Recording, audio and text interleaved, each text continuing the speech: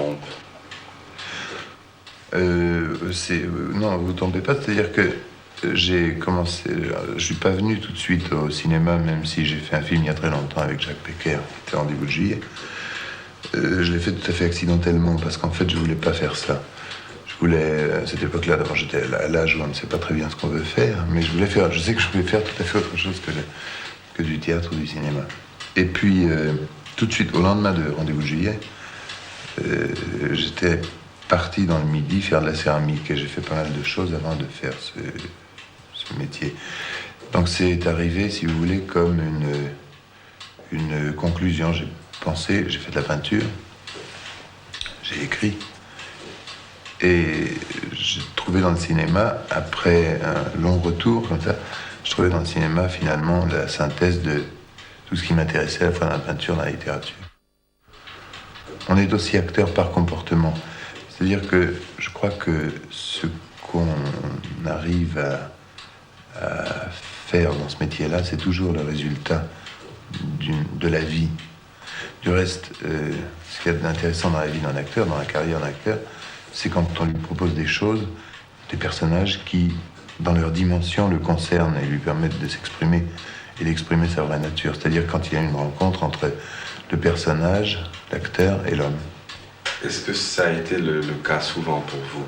Pas très souvent, non, mais chaque fois que ça a marché, oui.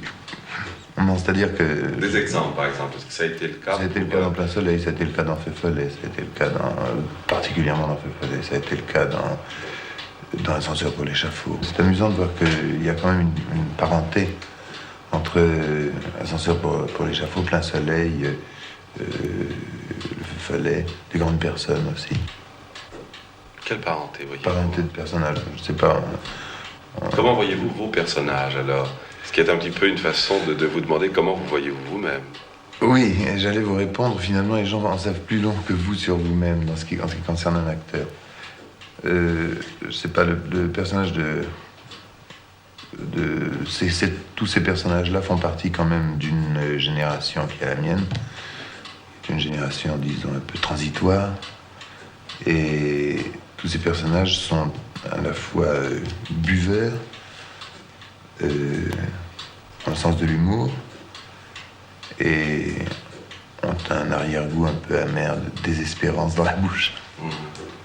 Qui tient à quoi? Qui tient à l'époque, évidemment, qui tient à des conditions particulières disons, d'une certaine façon parisienne de vivre, ou qui tient à des causes plus profondes, selon vous? Parisienne, peut-être. Enfin, ce sont quand même des personnages qui sont un peu issus de la littérature bourgeoise, qui sont issus je ne parle pas seulement de Drieux La Rochelle, mais enfin puis aussi qui sont fonction des circonstances, de la génération qui avait 17 ans à la fin de la guerre, trop jeune pour avoir fait la guerre et trop vieux pour l'avoir vécu en enfant. De plus en plus, cette génération se fusionne avec celle qui suit.